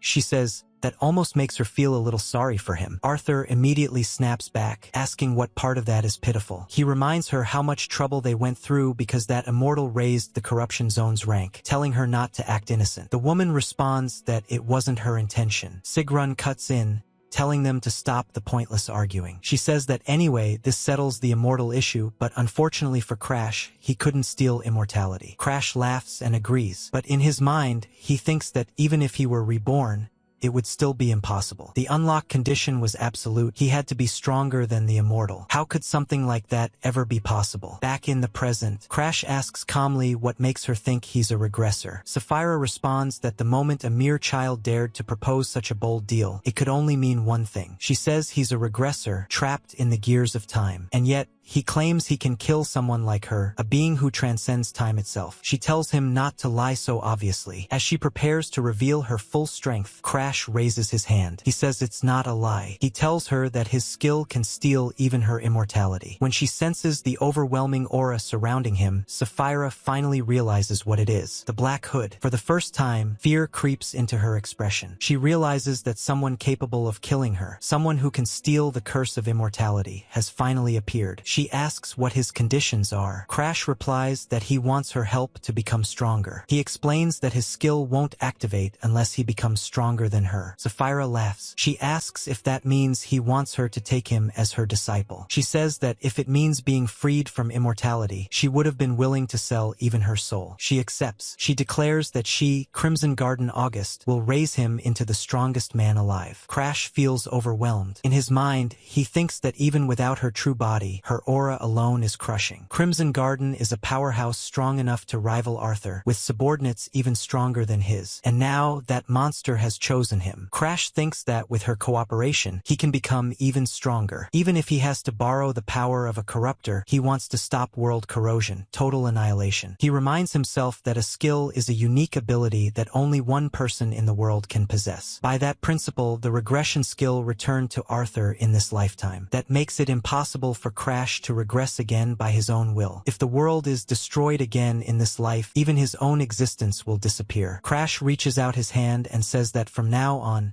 it's nice working with her. He calls her Grim. Sapphira reacts with confusion and asks why he's calling her that. She then tells him to call her master instead and gently pats him on the head. Crash winces a little and says that now he can finally go home. Grim asks if this place isn't already his home. Crash, rubbing the bump forming on his head, says that he stayed here many years ago, so long ago that he can't even remember his parents' faces. At that moment, a member of Lady Valheim's direct night order, the Valkyrie, appears. She informs him that Lord Crash's mother is calling for him. Crash freezes. In his mind, he wonders about his mother. She never even showed her face while he was at Cheongseong Hall. Did she hear rumors that he'd changed and suddenly grew interested? The Valkyrie adds that when the head of the house returned from the Forbidden Domain, he also wished to meet Crash. Hearing that, a chilling sensation runs through him. Crash thinks that his father, the head of the Valheim family, has reached the realm of a true Morphe demigod. Perhaps he sensed something about Crash through the stars. The Valkyrie relays further instructions, saying that Lady Arya ordered Crash to remain at the main house until then. Crash thinks about Bianca waiting for him and the mountain of things he still needs to do. He can't afford to waste time at the main house. Out loud, he asks whether staying overnight was actually his father's order. When there's no clear confirmation, Crash says that if that's the case, he'll head back for now. He starts to leave along with his master. Lady Arya is visibly surprised and asks what he means. Crash calmly replies that he'll come again when his father summons him, or his father can come see him himself. Later, as they travel away from the old city and through the forests, Crash sits in the carriage feeling bored. He thinks that he's finally free and that he doesn't want to go back for a while. Outside the carriage, Grim is clearly irritated. She bangs on the door and shouts at him to open it, calling him an ill-mannered disciple. Crash looks at Grim and says that her color stands out too much. Grim tells him not to worry and says she can change colors as much as she likes. She adds that this form looks like a crow and jokes that it's just as black as Crash's eyes. Crash thinks that she's seriously irritating. He then asks about her real body. Grim snaps back, saying that he knows perfectly well her true body can't move and calls him an ill-tempered regressor. She adds that the real regressor is Arthur. Crash thinks to himself that he's only an incomplete regressor borrowing Arthur's skill. There's no need to explain that to Grim. When they finally reach home, Crash suddenly remembers something and tells Grim that there's a white chick at Cheongseong Hall, so she should be gentle with it. Grim tilts her head in confusion and asks what chick he's talking about. At that moment, Bianca appears and welcomes him back, calling him Mr. Crash. Crash sighs and says that he told her already. The butler also comes forward and greets him as young Master Crash. Crash asks if nothing unusual happened while he was gone. The butler replies that a letter arrived from Darling-sama. Crash immediately takes the letter and reads it. The letter says that the medicine for the color change disease he requested is complete. Darling adds that he made it thinking of Crash and finished it in no time, and that he'll bring it personally soon. Crash mutters that geniuses are often eccentrics. He then tells Arya that if someone named Darling Denvalion comes here, he should treat him with the utmost care, since he'll be their benefactor. He hands the letter to him. Arya acknowledges the order. The butler then adds that Lady Bianca has been worried about Crash this whole time. Crash repeats her name in confusion. The butler explains that when Bianca heard Crash was caught in a corruption incident, she tried to go all the way to the main house,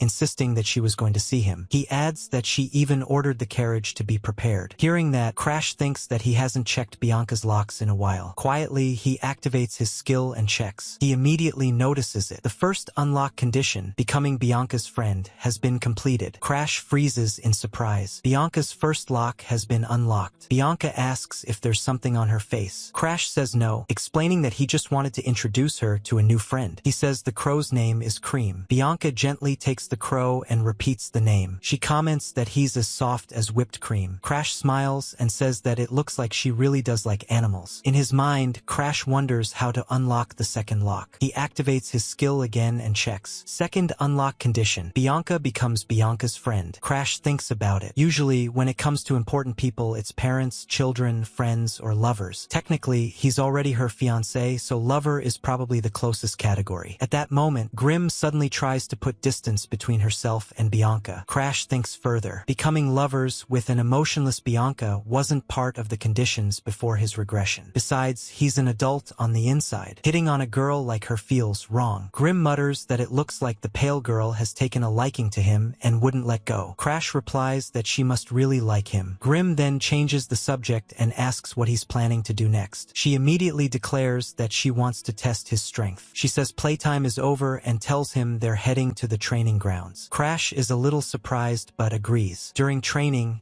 Grim bluntly calls him pitiful. She says it's hard to believe a regressor could have such terrible talent. Crash shrugs and says he already told her he's a total failure. Grim points out that right now, he's only barely crawled up using his past experiences and secret techniques. She says that kind of effort would be overtaken by a true genius in less than 5 years. Then she adds that's only if they're talking about pure talent. Before her, talent means nothing. Crash has his skill. If he lacks talent, he should just steal it from everyone else. She tells him that someone who never could have escaped the bottom of the production line will be pulled up by her. He'll seize everything from a place higher than the clouds and eventually steal even her immortality. For the first time, Grim shows her true face. Crash looks at her and calmly says that goes without saying. A few days later, Darling arrives cheerfully, greeting them loudly and asking if he kept them waiting. Crash asks since when he became Darling's honey. Darling laughs and says that's cold. Crash ignores that and asks if he brought what he requested. Darling grins and dramatically presents it, saying it's finally finished. He proudly asks if he's a genius or what. Crash looks at it and replies that there's no need to state the obvious. He says Darling has always been a genius. Darling lets out a small sound and tries to step closer. Crash immediately tells him to cut it out. Darling stops and says that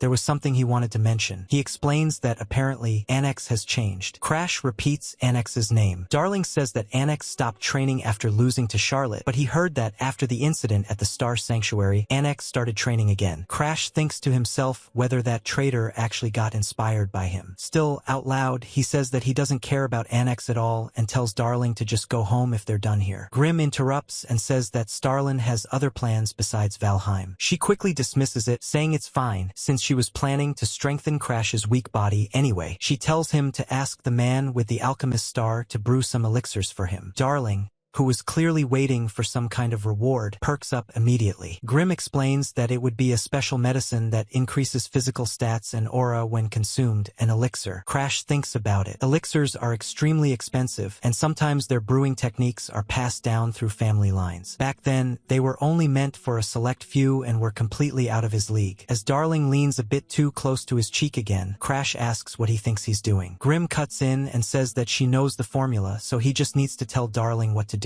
She adds that there's one more thing to look forward to before the tournament. Darling points out that Crash just told him to go home earlier. Crash changes his mind and tells him that he wants him to make an elixir. Darling is surprised and asks if this is sudden. He jokes that maybe the news about Annex fired him up. Then he asks if Crash can even afford the materials, pointing out that Valheim won't back him. Crash tells him not to worry and says he'll figure it out. In his mind, he knows he can manage using his knowledge from before the regression. Grim tells him to just repeat after her. Crash starts listing the ingredients for the elixir. As the list goes on, Darling becomes more and more surprised. He mutters in disbelief and starts writing everything down, repeating the steps to himself. He asks where Crash got this kind of information. For the first time in a while, Crash feels a small sense of pride in his knowledge. He calmly tells Darling that it's a secret formula passed down in the Valheim family. Darling says that, as expected of the Valheim family, he'd love to try brewing the elixir. However, the real problem is obtaining the materials. He explains that he can't even get his hands on snow heat sun fungus or golden dragon herb. He starts with the snow heat fungus, saying that it grows in the Hardened Hearts region. However, the mountains there are steep and the erosion is severe, making it almost impossible to gather. Crash immediately says that he'll ask his fiancée about it, since her family home is in Hardened Hearts. Darling realizes that makes sense and nods, then moves on to the second ingredient. He explains that the golden dragon herb is a phantom herb said to only grow near the nests of golden dragons in the remote regions of the Empire. Crash says that they might be able to buy it from the black market, but if the Empire finds out, it'll be a massive headache. He adds that if there's no other option, he'll just have to hunt down a black market dealer himself. Darling interrupts and says that there's a better way, another route entirely. Crash asks what he means. Darling explains that there's a junior martial arts tournament held in the Iphania Empire for those under 15. He says that if Crash takes first place, the reward is the golden dragon herb. He asks what Crash thinks, proudly calling it a great idea. Crash immediately points out that he's a Valheim. He says the Empire is likely using the tournament for political leverage against the Academy, and if a Valheim participates, things will get messy fast. Darling waves it off and says that of course he has a plan. He confidently tells Crash to leave it to the genius. Then he suddenly takes out a vial and tells Crash to drink it. Crash looks at the transparent transparent liquid and asks what it is, wondering if he's really supposed to drink something like that. The moment he does, his entire body begins to change. In an instant, he turns into a girl. Shocked, Crash yells and asks what the hell this is. Darling calmly explains that anyone can join the tournament as long as their identity isn't revealed. He says all Crash has to do is enter as a girl. Then, without hesitation, Darling hugs him tightly. Crash immediately shouts at him to stop and demands to be changed back. Nearby, Grim is left completely speechless, staring at the scene and wondering what in the world is happening. Crash glares at Darling and asks if he's messing with him. Darling hurriedly apologizes, saying he's sorry over and over again. A few days later, Crash stands facing Grim, his fury-filled aura surging violently around him. He does his best to stay calm, focusing entirely on keeping that aura under control. Grim watches him intently. After a moment, Grim also closes his eyes and meditates, suppressing his own ominous red aura. Then, in an instant, the red aura slashes straight toward Crash. Crash senses the attack immediately. He opens his eyes and swings, his blade cutting through the red aura waves one after another. However, the power behind them is still overwhelming. His body can't fully keep up, and he's forced back, falling to one knee. Grim speaks calmly, saying this is as far as they go for today. He explains that the pure blade technique he taught Crash is a style meant to read the enemy's attacks without hesitation. It's a high-level technique that allows the user to instantly grasp an opponent's movements. Grim adds that when this technique is combined with Crash's natural intuition and sixth sense, he has already reached a realm bordering on precognition. Even so, Crash is clearly exhausted. Grim continues, saying that once Crash uses elixirs to strengthen his physical body, his movements will finally catch up to his thoughts. When that happens, he'll become even stronger. Grim says it's about time they get out of here. Crash nods and agrees. After making preparations, Crash says that they should head out. He asks Grim if he didn't forget to bring it. Crash recalls a few days ago when he took the medicine and commented that it would be easily seen through. Darling had replied that even magic couldn't detect it. He said that if Crash used it to disguise himself as a commoner from another kingdom, he could safely enter the tournament. Crash had snapped back, saying Darling should have given him that medicine from the start instead of turning him into a woman. Darling had laughed and said it was just a joke, telling Crash not to get so worked up. Crash had asked how long it would last. Darling had replied that it would last about a day. Crash had groaned, realizing he'd be stuck with that face until the next day. Back in the present, Crash thinks that Darling is reliable but absolutely exhausting. The carriage is prepared. The butler steps forward and says that he's been expecting him, addressing him as Master Crash. The butler explains that he made an offer to Fluker from the lawless zone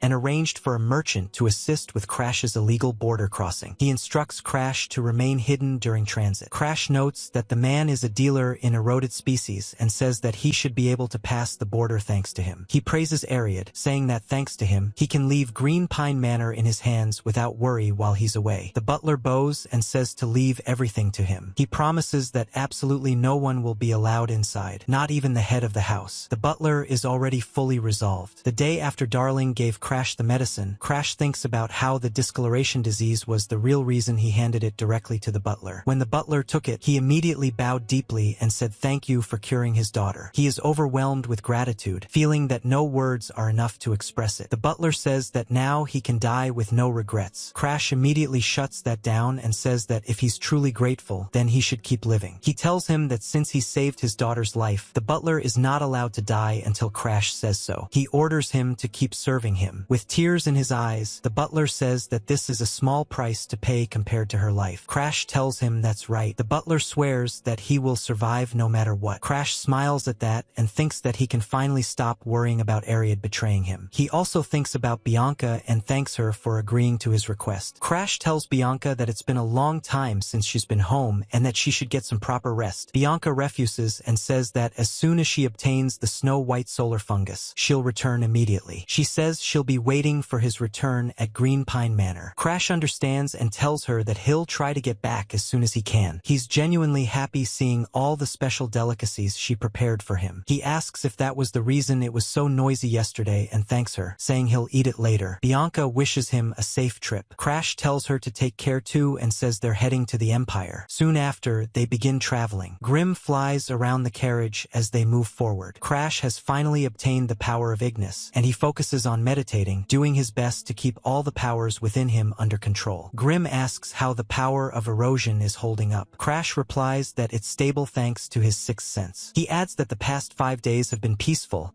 and that the merchant chose a route that avoids eroded lands. He says it's a shame he couldn't absorb any unpurified erosion along the way. The merchant, casually eating an apple while riding the carriage, simply hums in response. Grim comments that this just shows how capable the butler really is. Suddenly, Grim senses something wrong. The apple slips from the merchant's hand and falls to the ground. Grim says it looks like something happened to the carriage. At the same time, a group of bandits suddenly surrounds them. One of the bandits shouts that he'll go first.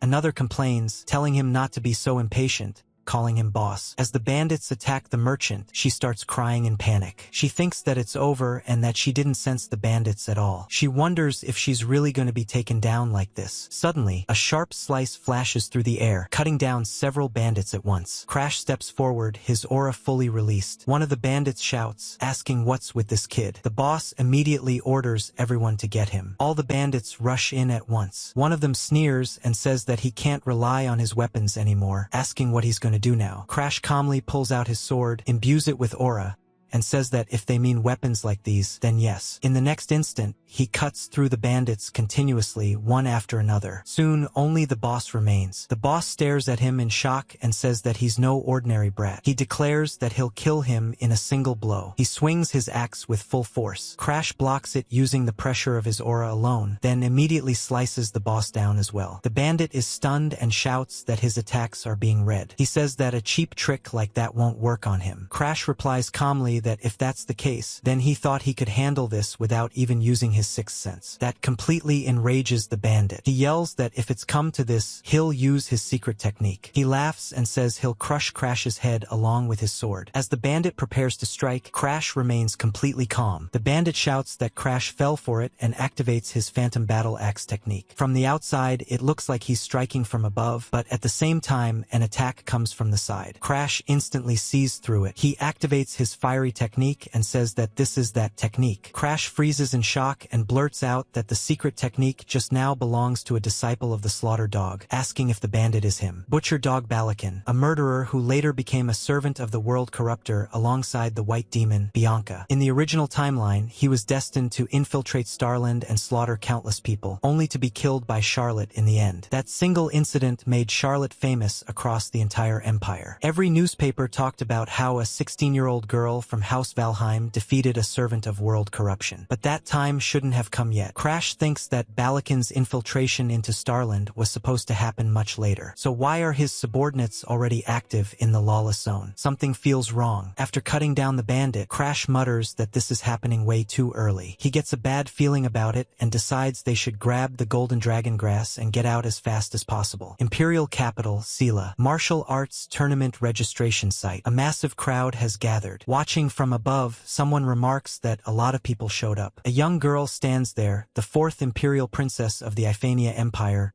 14 years old. She looks down with interest and says there are so many people who look interesting. She calls them her little rough diamonds and declares that she's taking all of them to Lahern Academy. Her assistant immediately scolds her, saying that such words are unbecoming of her. He adds that if His Majesty heard her talk like that, he'd foam at the mouth and collapse on the spot. The princess snaps back and tells him not to talk about her father. She pretends to clutch her head and complains about auditory hallucinations, calling out a name and telling it to be silent. The assistant stiffens and corrects her, addressing her properly as Lady Cecily. Cecily Iphania, the youngest daughter of the Emperor. At the age of 7, she already possessed a brilliant mind capable of solving advanced mathematical problems. Many believed she had the potential to rewrite imperial history, and there were voices insisting her talent be reported directly to His Imperial Majesty. That was what everyone thought, but Cecily thinks differently. She knows that if someone with a frail constitution like hers became involved in the struggle for the throne, she'd be killed almost immediately. So she decides that the only way to survive is to make everyone give up on her. From that day on, Cecily uses her genius to play the role of an uncontrollably wild, unstable daughter. Over time, even those who once praised her intelligence start saying that they misjudged her. Little by little, they give up on her as an imperial candidate. Meanwhile, the assistant watches quietly and thinks that he's observed Lady Cecily for a long time, so he knows her actions are an act. But lately, even he feels she's starting to go a bit too far. bar. Then Cecily points and says that Sarah should look at that guy. She says he has a gloomy atmosphere, narrow eyes, and even a crow on his shoulder. She says that no matter how you look at it, he looks like a villain. She wonders if he might be from Valheim, the Empire's archenemy. Sarah responds that he certainly looks suspicious, but she doesn't think House Valheim would come here. Cecily scoffs and says not to underestimate her intuition. She declares that she's going to check it out. Before Sarah can stop her, Cecily jumps down from above. Sarah shouts for Lady Cecily, but it's already too late. Cecily lands and immediately starts running toward him, loudly announcing that she's going to expose his true identity. While running, she suddenly trips as someone sticks a leg out in her path. She's about to fall, but in that instant, Crash uses telekinesis to catch her. He clicks his tongue and tells the wild girl to watch where she's going. Cecily freezes for a moment. She notices his calm way of speaking and his relaxed attitude. At the same time, Crash realizes something. He thinks that she also knows who he is. He sarcastically thinks how lucky he is to run into the fourth princess. Then he immediately follows that thought by thinking that it's not lucky at all, and that he'd rather not get involved with her if possible. After that, he finishes registering for the martial arts tournament. On the application form, the name is Crad, age 14, address listed as Ozzy,